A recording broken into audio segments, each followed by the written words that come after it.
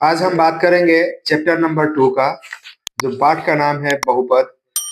ठीक है। बहुपद में कुछ बातें हम सिखाएंगे आपको। जैसे एक पद होता है, यानी एक एलिमेंट्स लिखे रहेंगे तो उसको एक पद ये कहेंगे। जिसमें दो या दो से अधिक होते हैं उसको बहुपद कहते हैं। जैसे मान लीजिए कि कोई भी चर राशि राशि सबसे पहले देख लीजिए। राशि राशि आपके दो प्रकार के होता है। एक होता है चर राशि, दूसरा का होता है अचर राशि। चर राशि उसको कहते हैं जिसका मान निश्चित नहीं होता है, और अचर राशि उसको कहते हैं जिसका मान निश्चित होता है। जैसे मान लीजिए x, y और z। अचर में 2, 3, 4, 100, 500। इसको समझने के लिए हम इस तरीके से समझ सकते हैं। जैसे मान लीजिए हमारा एक क्लास है। इस क्लास में अगर कहा जाए कि सभी बच्चे x की वैल्यू कोई एक संख्या चूज कर ले अपने मन में, कोई भी एक संख्या मन में सोच ले, तो आपको पता कैसे लगेगा कि हम अपने मन से सोच रहे हैं? तो सारे बच्चों का नंबर क्या होगा? अलग अलग होगा। और नहीं, सबका अलग नहीं होगा। तो फिलहाल हमें उम्मीद है कि 60 से 70% बच्चों का नंबर अलग होगा, और जो 30 से 40% है उनका मैच की संभावना है। क्यों? क्योंकि एक बेंच पर बैठते हैं तो हो सकता है कि शायद चीटिंग करके लिख लें, या हो सकता है कि उनके फ्रेंड हो तो वो भी कहे कि हमने 3 लिखा तो आप भी 3 लिख लीजिए। लगभग मैच करेगा, अन्यथा नहीं करेगा। तो उसको हम लोग चर राशि कहेंगे, अचर राशि कहेंगे। ठीक है। अचर राशि की बात करते हैं तो अचर राशि में सिंपल है। अगर हमने बोला 100 तो आप 99 नहीं लिख सकते हैं और 101 नहीं लिख सकते हैं। लिखेंगे हमेशा क्या? 100 राशि। यानी जो डिफिनिट वैल्यू होती है, जो डिफिनिट वैल्यू होती है उसको अचर बोलते हैं, और जो इनडिफिनिट होती है उसको चर बोलते हैं। क्लियर? अब बारी आती है पद। तो पद मतलब एक तरीके से समझिए कि स्थान। ठीक है। जैसे टीचर का स्थान अलग होता है, प्रिंसिपल का स्थान अलग होता है, स्टूडेंट का स्थान अलग होता है, और जो उसमें प्यून्स या चपरासी होंगे या जो भी कार्यकर्ता होंगे, सफाई कर्मी हुए, जो भी हुए, उनका अलग स्थान क्या होता है? अलग अलग होता है। ठीक है। तो उसी को पद कहते हैं। पद मतलब स्थान। यानी यहाँ पे पद के बारे में सोचेंगे तो अगर एक वस्तु है, एक वैल्यू है, एक अक्षर है तो उसको एकल पद कहते हैं। दो है x+2, इसको द्विपद कहते हैं, इसको एकल पद कहते हैं। अब यहीं पे 3 हो जाए, x² + 2 + 3x, इसको त्रिपद कहेंगे। क्या कहेंगे? त्रिपद। यहां से देख लीजिए। अगर सिर्फ एक है तो इसको हम एक पद कहेंगे। अगर x+2 है तो इसको द्विपद कहेंगे। अगर यही x² + 4x + 3 है इसको त्रिपद कहेंगे। x के घाते 3, 4x + x² + 3, इसको बोलेंगे हम लोग चतुर्थ चतुर्थ पद। ठीक है। ये 4 पद हो गए। तो ये पद हुए। अब बात आती है बहुपद की। ठीक है। तो आप जानते ही हैं कि जिसमें बहुवचन के तरीके से सोचिएगा। किस तरीके से सोचेंगे हम लोग? बहुवचन की तरीके से। एक व्यक्ति होता है तो उसको हम लोग एक वचन कहते हैं। अगर दो व्यक्ति है तो उसको हम लोग द्विवचन कहते हैं या बहुवचन कहते हैं। ठीक है। तो बहुवचन समझने के लिए या फिर बहुपद समझने के लिए सेम सेंस लगाएंगे तो बेटर होगा, क्योंकि जब दो या दो से अधिक पद होते हैं उसको बहुपद कहते हैं। समझ में आ गई बात? जिसमें या फिर वह पद जिसमें दो या दो से अधिक पद होते हैं उसको हम लोग बहुपद कहते हैं। बहु मतलब अधिक, पद मतलब स्थान। ठीक है। तो इसको हम लोग लिख सकते हैं कि x+2 या फिर x² + 9 या फिर x3+4 x+3। समझ में आ गया? ये हुआ बहुपद। तो आज हम लोग बहुपद के बारे में ही डिस्कस करेंगे। ठीक है।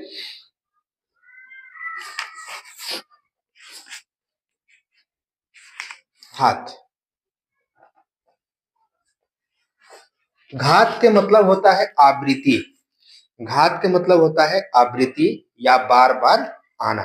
जैसे मान लीजिए लिखा गया है 2 × 2 × 2 × 2 × 2 लिख दिया गया। तो हम 1 2 3 4 5 इसको हम लोग लिख सकते हैं 2 के घाते 5। समझ में आ गया? तो इसको हम लोग घात पढ़ते हैं, ये वाला जो 5 है वो घात है और जो नीचे है उसको आधार कहते हैं। ठीक है, तो अब यहाँ पे घात हो गया। तो घात को जैसे बहुपद में घात में उसे देखना है, किसमें देखना है? बहुपद में घात। तो सिंपल भाषा में जानिए कि अगर एक है तो एक पद कहेंगे, क्यों, क्या कहेंगे? एक पद।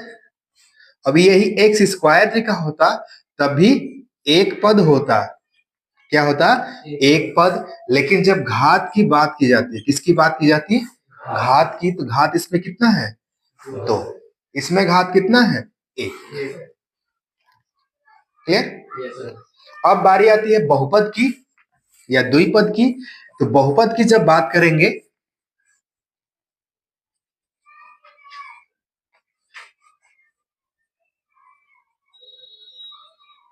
जब बहुपद की बात करेंगे इसमें कहीं ना कहीं समझ में आ रहा होगा कि 2 या 2 से अधिक पद होना चाहिए, 2 या 2 से अधिक पद होना चाहिए। इसको लिख सकते हैं एक्स स्क्वायर 4x + 1 अधिक पद हुए, x + 1 ये भी अधिक पद हुए, x के घाते 3, 4x स्क्वायर 9x + 3, फिर 4x के घाते 4 + 3। क्लियर? इसको हम लोग कितने पद हैं? 1 2 3। इसको 3 पद कह दीजिए या त्रिपद कह दीजिए, त्रिपद। ठीक है, इसको द्विपद कहेंगे, इसको 1 2 3 4, इसको चतुर्थ पद हो गया। ये द्विपद हुआ। अब घात डिफाइन करते हैं, तो घात इसमें कितना है? मैक्सिमम 2। घात कितना है? 2। इसमें घात कितना है? 1। इसमें घात कितना है? 3। इसमें घात कितना है? 4। यहां तक क्लियर हुआ?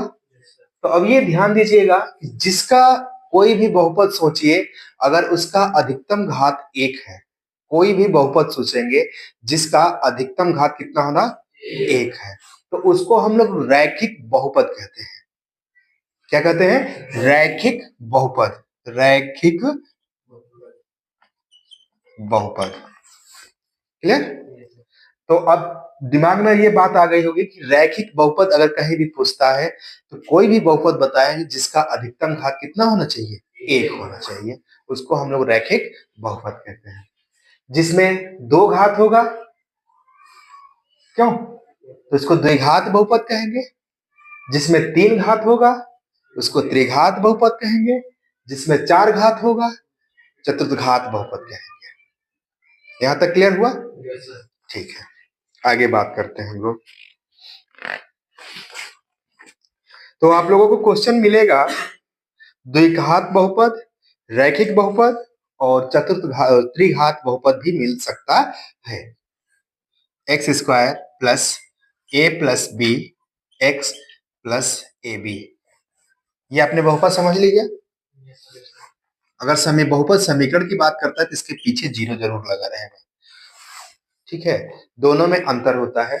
ये बहुपद समीकरण है और ये x square plus a + b x + ab ये बहुपद है। ठीक, हाँ।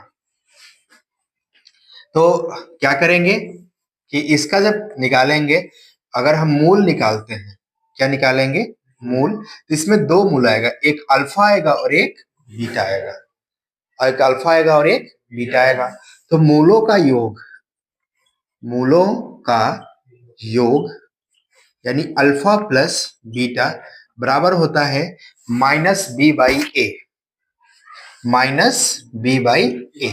b के मतलब हुआ कि x के गुणांक बटे एक्स स्क्वायर का गुणांक। जब यही अल्फा इंटू बीटा यानी दोनों अल्फा योग है, अब ये गुणन गुणनफल है, गुणनफल है। इसमें अल्फा इंटू बीटा जब करेंगे तो ये हो जाता है C/A, अचर पद बटे प्रथम का पद, एक्स स्क्वायर का गुणांक। ठीक है, यहां तक क्लियर हुआ कुछ? ठीक।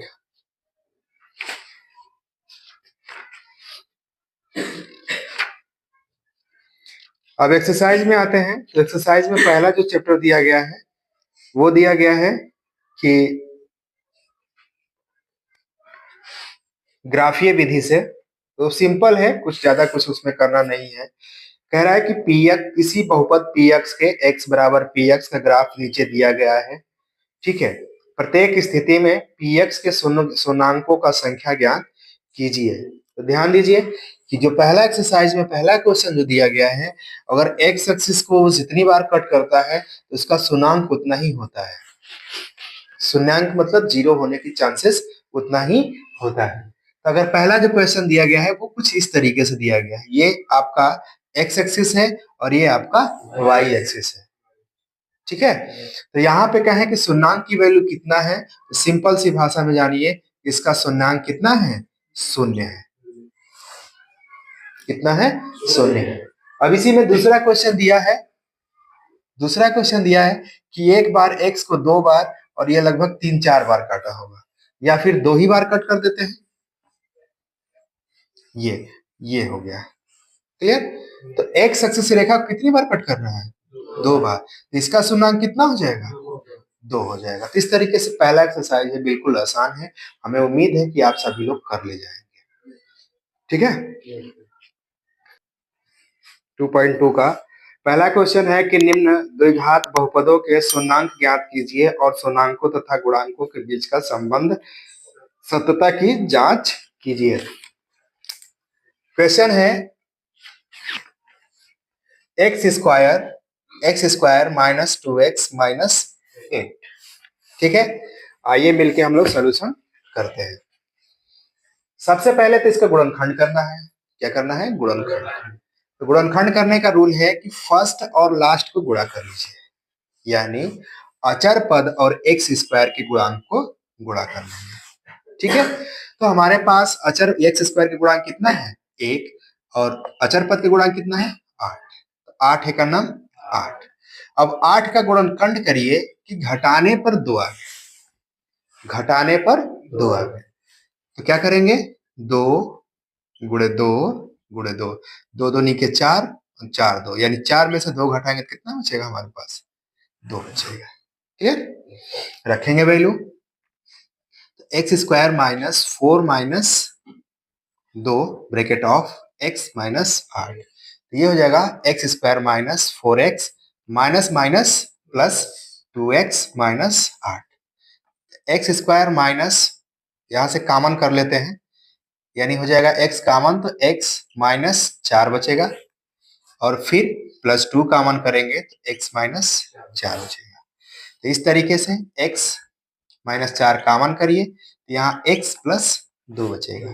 ठीक है, तो क्या करेंगे, मान लेंगे कि x माइनस 4 बराबर 0, तो x बराबर हमारा आएगा 4, और इसी तरीके से x प्लस 2 को 0 मानेंगे तो 1 आएगा -2। इसको अल्फा मान लीजिए और इसको बीटा। अब संबंध हम दिखाते हैं। संबंध क्या होता है, अल्फा प्लस बीटा बराबर माइनस, चाहे इसका लिख लेते हैं समीकरण ही, x square minus 2x minus 8, a x square plus b x plus c, इससे तुलना कर देंगे। ये समीकरण 1 है और ये समीकरण 2 है। ये जनरल समीकरण है, जनरल समीकरण से इसको तुलना करेंगे। a बराबर 1 है, b बराबर -2 है, और c बराबर -8 है। यहां तक क्लियर हो गया। तो क्या करेंगे कि अल्फा प्लस बीटा यानी मूलों का योगफल, संबंध की बात करते हैं अब। ठीक है, तो अल्फा प्लस बीटा बराबर होता है -b/a। तो b का मान कितना है, -2, और a का मान कितना है, a। तो अल्फा प्लस बीटा, अल्फा का मान कितना है 4 और बीटा का मान कितना है -2। तो इस तरीके से माइनस माइनस +2 और यहाँ पे हो जाएगा 4 - 2 बराबर 2 यानी 2 बराबर 2। ये सत्य हुआ क्यों? अगला है मूलों का गुणनफल यानी अल्फा इंटू बीटा बराबर होता है C/A। यहाँ पे 4 गुणे -2 यानी 4 गुणे 2 कर देंगे -2 हो जाएगा और C का मान कितना है ऋण 8 और A का मान कितना है 1। तो 4 दूनी का 8 बराबर ऋण 8। ये भी हमारा सत्य है। तो ये इसका संबंध स्थापित हुआ। ठीक है, क्वेश्चन समझ में आ गया हो तो नोट करिए, फिर आगे हम बात करते हैं।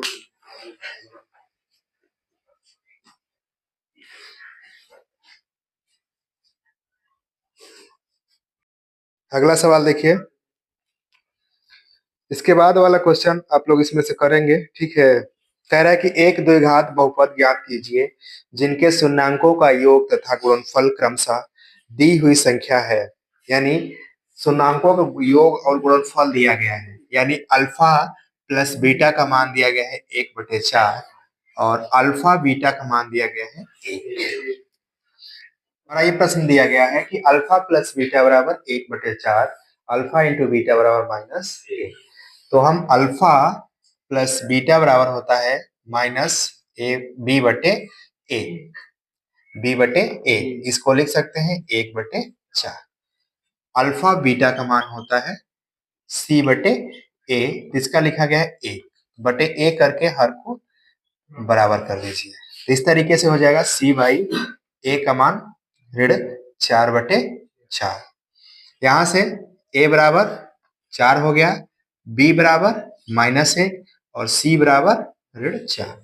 समीकरण जो होता है यानी द्विघात जो होता है वो होता है ax² bx + c। ठीक है, a का मान कितना है 4, x² फिर -x और फिर c का मान कितना है 4। तो ये आपका द्विघात हुआ, ये द्विघात हुआ।